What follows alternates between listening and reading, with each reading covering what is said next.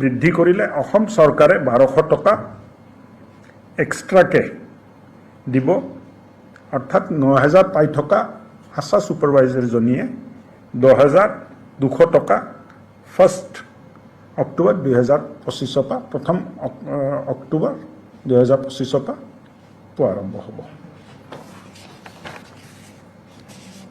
আজি pollution control board Assam forest and environment বিভাগৰ অন্তৰ্গত এই বোৰ্ডৰ নামটো পৰিৱৰ্তন কৰি আগত আছিলে পলিউশ্যন কণ্ট্ৰোল বোৰ্ড আসাম, নতুনকৈ নামটো পৰিৱৰ্তন কৰা হ'ল। এতিয়া নামটো হ'ব Assam pollution control board.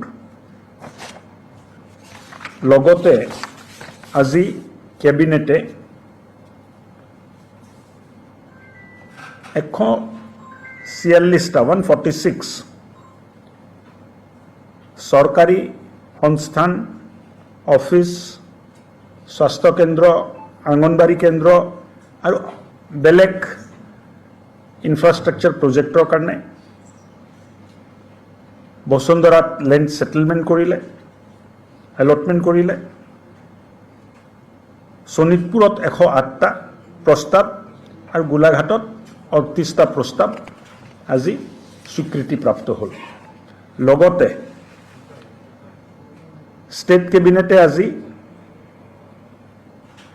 111টা non individual, ব্যক্তিগত নহয় কিন্তু জুৰিডিচিয়েল আইডেণ্টিটিজ, যেনেকৈ শিক্ষানুষ্ঠান, ধৰ্মীয় অনুষ্ঠান, socio' cultural institution Sonitpur, Golaghat, Majuli আৰু কামৰূপ জিলাৰ অনুমোদন দিলে। ইয়াত শোণিতপুৰৰ 464, গোলাঘাট 306, মাজুলী 205, কামৰূপ 36।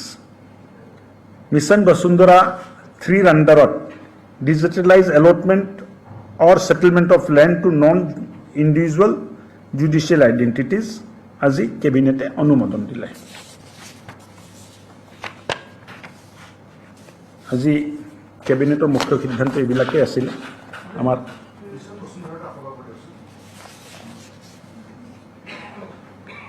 মিছন বসুন্ধৰা 3 ইয়াৰ অন্তৰ্গত ষ্টেট গভৰ্ণমেণ্টৰ যিখিনি ইনষ্টিটিউট আছে, এডুকেশ্যন ইনষ্টিটিউট, অফিচ, স্বাস্থ্য কেন্দ্ৰ, অংগনবাড়ী চেণ্টাৰ বা বেলেগ ইনফ্ৰাষ্ট্ৰাকচাৰ প্ৰজেক্ট, যাৰ মাটিটো বিভাগৰ নামত নাছিলে, প্ৰকল্পটো হৈছিলে, স্কুলটো হৈছিলে, অংগনবাড়ীটো হৈছিলে, স্বাস্থ্য কেন্দ্ৰটো হৈছিলে, কিন্তু বিভাগৰ নামত মাটি নাছিল, তেনেকুৱা 146টা প্ৰস্তাৱ আজি ষ্টেট কেবিনেটে 2খন জিলাৰ বাবে অনুমোদন দিলে। শোণিতপুৰৰ বাবে 108, গোলাঘাটৰ বাবে 38। লগতে নন গভৰ্ণমেণ্ট সংস্থা যেনে educational institute, religious institute, socio' cultural institute, তেনেকুৱা 1011খন প্ৰস্তাৱ আজি শোণিতপুৰ, গোলাঘাট, মাজুলী আৰু কামৰূপ জিলাৰ বাবে অনুমোদন কৰা হ'ল। শোণিতপুৰত 464, গোলাঘাটত 306, মাজুলীত 205 আৰু কামৰূপত 36টা প্ৰস্তাৱ আজি কেবিনেটে অনুমোদন কৰে। হ'ব।